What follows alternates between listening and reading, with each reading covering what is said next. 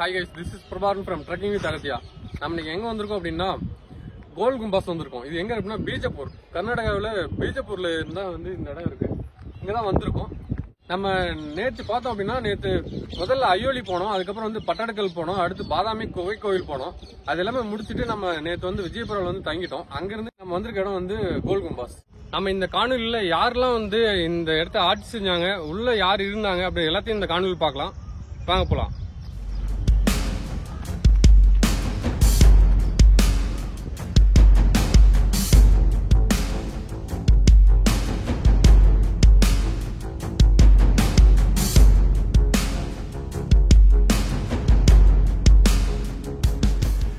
நாம இப்ப உள்ள வந்துட்டோம். இங்க பார்த்தோம் அப்படின்னா 2 வகையான டிக்கெட் வாங்குறாங்க.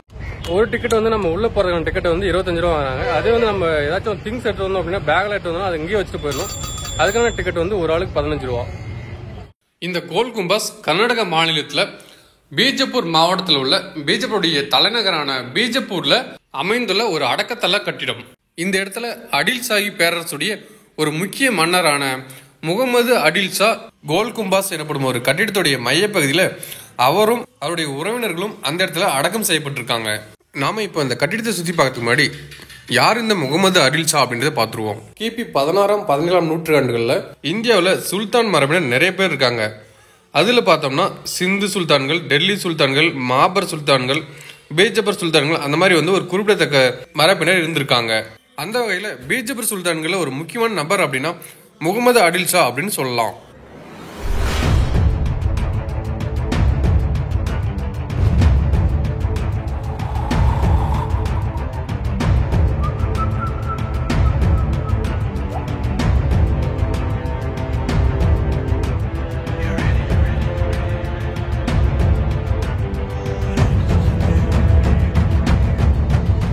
நம்ம இப்ப கோல் கும்பாஸ் இருக்கிற இடத்துக்கு வந்துட்டோம்.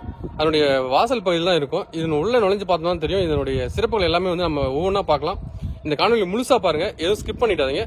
நம்ம உள்ள போயிடலாம். இந்த கோல் கும்பாஸ் எனப்படும் இந்த அடக்கத்தலமானது கிபி 1656ஆம் ஆண்டு யாகூத் என்ற கட்டிடக்கலை நிபுணரால் கட்டப்பட்டிருக்குங்க. கோல் கும்பாஸ் அப்படின்னா ஒரு வட்ட வடிவிலான ஒரு குவிந்த ஒரு மாடம் அப்படின்னு பெயர் இருக்கு. இந்த வட்ட வடிவிலான குவி மாடம் இந்த கட்டிடத்துடைய மேல் பகுதியில் இருக்கு. இந்த கட்டிடத்துடைய அடிப்பகுதி பார்த்தோம்னா ஒரு கனசதுர வடிவ ஒரு கட்டடம் இருக்குங்க. இது ஏன் கனசதுரம் அப்படின்னு சொல்றோம்னா இதனுடைய நீளம், அகலம் மற்றும் உயரம் எல்லாமே பார்த்தோம்னா சமமா 47.5 மீட்டர் உயரம் கொண்டது அப்படின்னு சொல்றாங்க. அந்த கனசதுர கட்டிடத்துக்குள்ளதான் நம்ம இப்ப நின்றுட்டு இருக்கோம். இதனுடைய மேற்பகுதி பார்த்தோம்னா 44 மீட்டர் விட்டம் உடையது அப்படின்னு சொல்றாங்க இந்த குவி மாடம். இங்க இருந்து பாக்குறதுக்கு ரொம்ப சாதாரணமா தெரிஞ்சாலும் நம்ம இதற்கு மேல ஏறி பார்த்தோம் அப்படின்னா ரொம்ப பிரம்மாண்டமா இருக்குங்க. நாம இப்போ பீஜப்பூர் மன்னர் முகமது அடில் ஷா அவருடைய அடக்கம் பண்ண இடத்தை தான் நம்ம பார்த்துட்டு இருக்கோம். இதுதான் வந்து அவருடைய அடக்கம் பண்ண இடம். நம்ம இதை பார்த்துட்டு நம்ம மேல போய் பார்க்கலாம் வாங்க.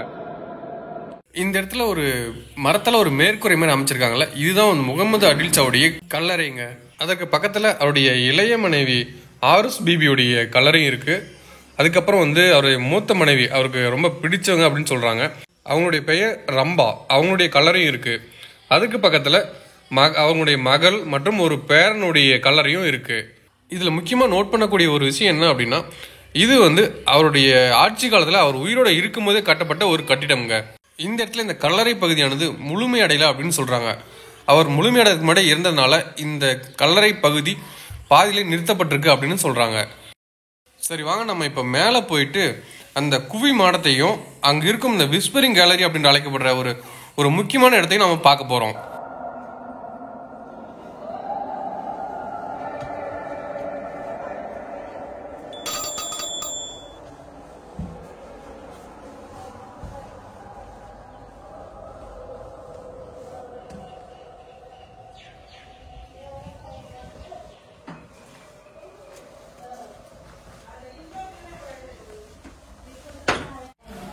நம்ம மேல போகக்கூடிய பாதை வந்து ரொம்ப குறுகிய பாதையா இருக்கு.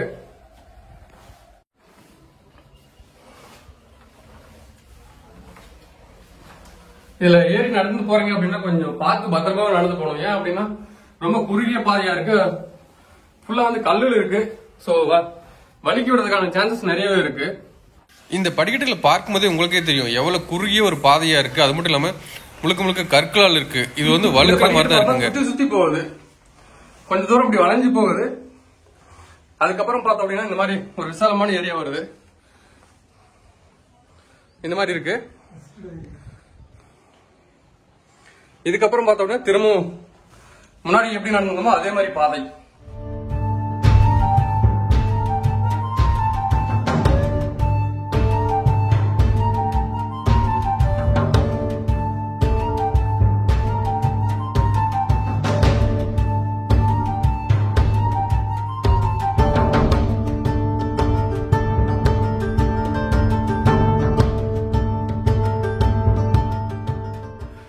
இந்த படிக்கட்டுகள் எல்லாமே வந்து கல்லில் இருக்கு. எல்லாமே வந்து கிட்டத்தட்ட ஒரு 16 படிக்கட்டுகள் இருக்கு. ஆனா வந்து இது நம்ம கண்டினியூஸா ஏறி வரும்போது ரொம்பவே மூச்சு வாங்க ஆரம்பிச்சிடுது. சோ நீங்க வரீங்க அப்படின்னா கொஞ்சம் பார்த்து வாங்க. இங்க வந்தாலும் பாருங்க, வரும்போது கொஞ்சம் பார்த்து வரணும். ஏன்னா வந்து நீங்க தெரியாம ஃபாஸ்டா வந்தீங்க அப்படின்னா இங்க இடிக்கிறதுக்கான சான்சஸ் இருக்கு. ஏன்னா வந்து உயரம் ரொம்ப கம்மியா இருக்கு. அதனால இடிச்சிடும். சோ கொஞ்சம் குனிஞ்சு கொஞ்சம் பார்த்து பொறுமையா தான் போகணும். இப்படிதான் போகணும்.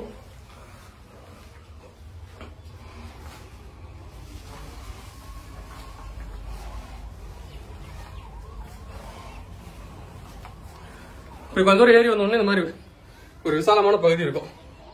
இப்படி இருக்கும். இதை முடிச்சுட்டு நீங்க ஓய்வு எடுக்கிறது இந்த இடத்துல நின்று கொஞ்ச நேரம் ஓய்வு எடுத்துக்கலாம். எடுத்து திரும்ப நம்ம முன்னாடி எப்படி வந்தோமோ அதே பாதை வந்து திரும்பவும் கண்டினியூ ஆகும். இதனுடைய உச்சி போற வரைக்கும் இதே மாதிரி தான் இருக்கும். சரி, இன்னும் போய் பார்க்கலாம். நம்ம கொஞ்ச தூரம் ஏறி வந்துட்டோம். இன்னும் எவ்வளவு தூரம் தெரியல. பக்கம் வந்துட்டாங்க.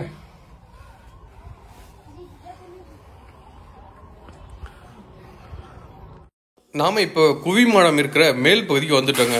இந்த கட்டிடத்துடைய கீழ்ப்பகுதியும் இந்த குவிமாடத்தையும் இணைக்கும் ஒரு பகுதியில தாமரை இதழ்கள் போன்ற ஒரு பகுதியை உருவாக்கி இந்த இடத்த வந்து அழகுபடுத்தியிருக்காங்க. குவிமாடத்துக்கு ஆங்கிலத்துல டோம் அப்படின்னு சொல்லுவாங்க. உலகத்திலேயே வந்து செகண்ட் லார்ஜஸ்ட் டோம் எது அப்படின்னா இந்த டோம் தாங்க.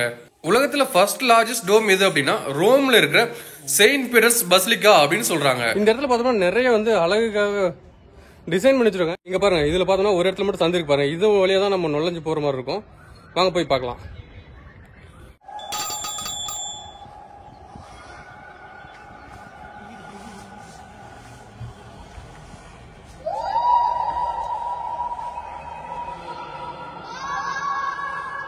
ஒரு மிகப்பெரிய வட்டம் இந்த இடத்துல தெரியுது பாருங்க.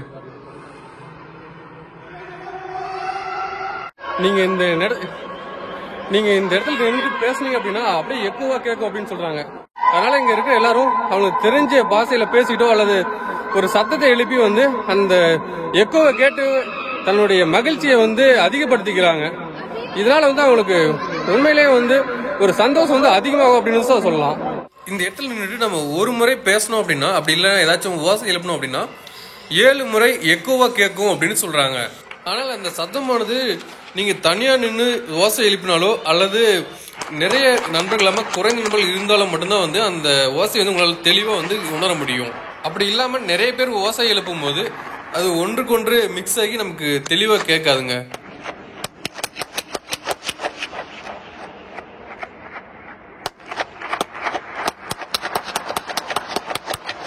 இவரை போடுற சத்தம் வந்து பாருங்க எப்படி எக்கோவா கேக்குது பாருங்க.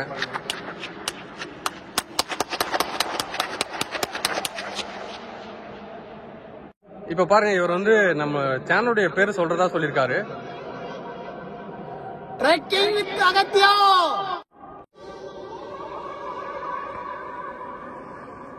மம்மி அம்மா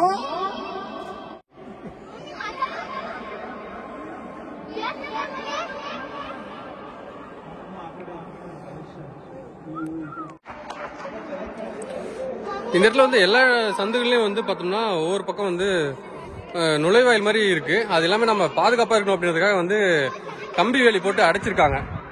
இது பாருங்க, இந்த மாதிரி வந்து கம்பி வேலி போட்டு அடைச்சிருக்காங்க. ஏன்னா வந்து பாதுகாப்பு கருதி இந்த மாதிரி பண்ணி வச்சிருக்காங்க. நாம இப்போ நடுப்பகுதியில இருக்கோம். மேல ஏறி வந்து நின்றுட்டு இருக்கோம். இங்க இருந்து பார்த்தோம் அப்படின்னா அந்த முகமது அடில் ஷாவுடைய சமாதி, அதாவது அவர் அடக்கம் பண்ண இடம் வந்து இங்க இருந்து தெரியும் பாருங்க.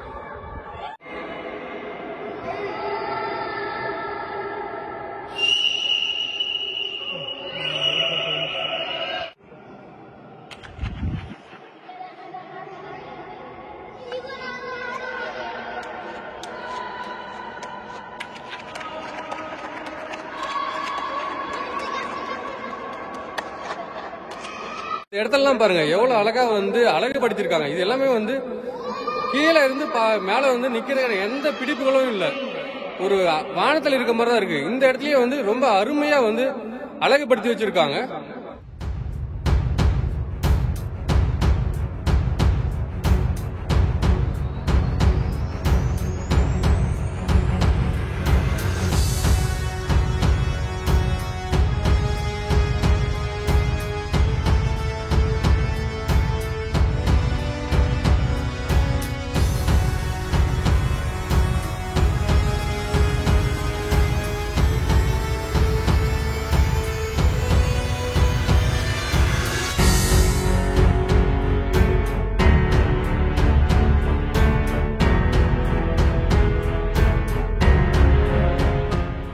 இது வந்து ஒரு கார்னர்ல இருக்கிற ஒரு பகுதிங்க. இந்த பகுதியில் பார்த்தோம்னா படிக்கட்டுக்கெல்லாம் வச்சு மேலே ஏறுற மாதிரி ஏதோ வச்சிருக்காங்க. பட் வந்து இங்க மூடி இருக்கு.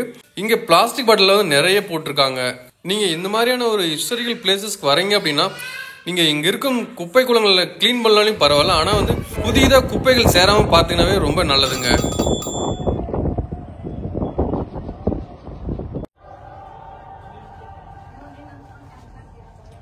நம்ம எல்லாத்தையும் பார்த்து முடிச்சிட்டோம். இப்ப நம்ம வெளியே போலாம் வாங்க.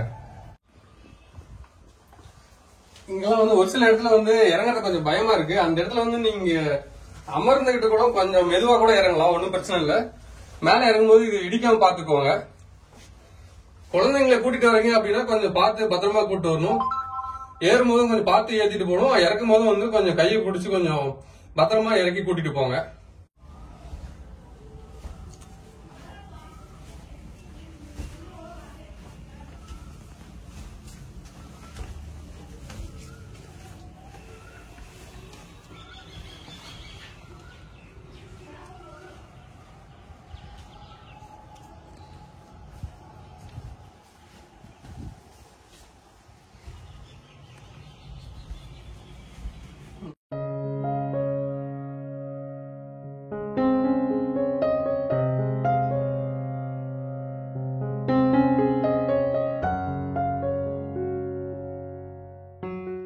இந்த இடத்துல பாருங்க நிறைய அரசர்கள் காலத்து நடுக்கற்கள், அப்புறம் அந்த கட்டிடங்களுக்கு பயன்படுத்திய பொருட்கள் எல்லாமே வந்து வெளியே போட்டிருக்காங்க.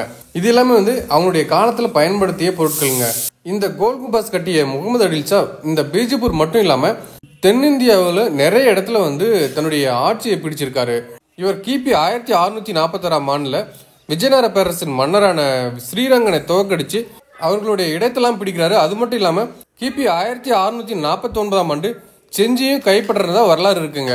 சோ அந்த அளவுக்கு திறமை மிக்க மன்னராக இருந்திருக்காரு இந்த முகமது அடில் ஷா. இந்த இடத்துல பார்த்தோம்னா நிறைய பீரங்கிகளை வந்து வரிசையா நிறுத்தி வச்சிருக்காங்க. இது எல்லாமே வந்து அரசர்கள் காலத்துல போரின் போது பயன்படுத்தப்பட்ட பீரங்கிகள்.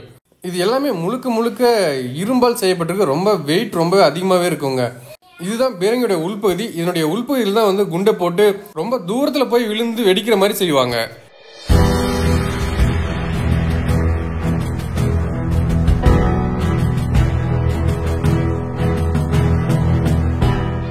இந்த இடத்துல பார்த்தோம்னா நிறைய பீரங்கிகள் வச்சிருக்காங்க. இது எல்லாமே வந்து மிகப்பெரிய அளவில் இருக்கு ஒவ்வொரு பீரங்கியும். இது பாருங்க, அது வந்து ஒரு இடத்துல இருந்து இன்னொரு இடத்துல தூக்கிட்டு போறதுக்காக வந்து அந்த வளையங்கள்லாம் வந்து வச்சிருக்காங்க.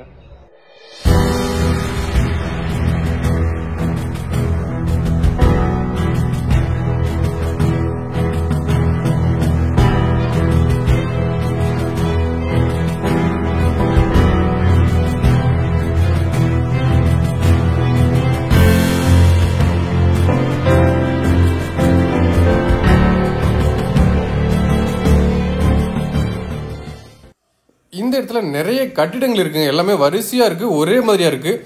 இது வந்து எதற்காக இந்த கட்டிடங்கள் இருக்கு அப்படின்னு தெரியல, எல்லாமே அழிஞ்சிருக்கு. ஒரு சிலர் என்ன சொல்றாங்கன்னா இது எல்லாமே சிறைச்சாலை அப்படின்னு சொல்றாங்க.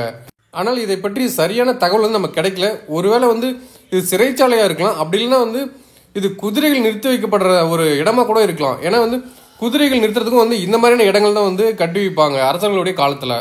ஸோ இந்த இரண்டுல ஏதாச்சும் ஒன்னதான் இருக்கணும்னு நான் நினைக்கிறேன். இப்போ வந்து இந்த அறைகள்ல கட்டுமானத்துக்கு தேவையான பொருட்களை வந்து அடுக்கி வச்சிருக்காங்க. ஓகே கைஸ், இந்த கோல் கும்பாஸ் காணொலி வந்து இதோட முடியுது. இதே மாதிரியான நிறைய காணொலி வந்து நம்ம சேனல்ல இருக்கு, எல்லாமே பாருங்க. மறக்காம இந்த சேனலை சப்ஸ்கிரைப் பண்ணிக்கோங்க. அப்படியே பக்கத்தில் பெல் ஐக்கனை கிளிக் பண்ணி ஆல் ஆப்ஷன் கொடுத்துக்கோங்க. இதே மாதிரி நிறைய பழமையான கோயில்கள் மற்றும் கோட்டைகள் போன்ற வீடியோக்களோட நம்ம மீண்டும் சந்திப்போம். அது வரைக்கும் உங்களிருந்து விடைபெற்றுக் கொள்கிறேன். நன்றி.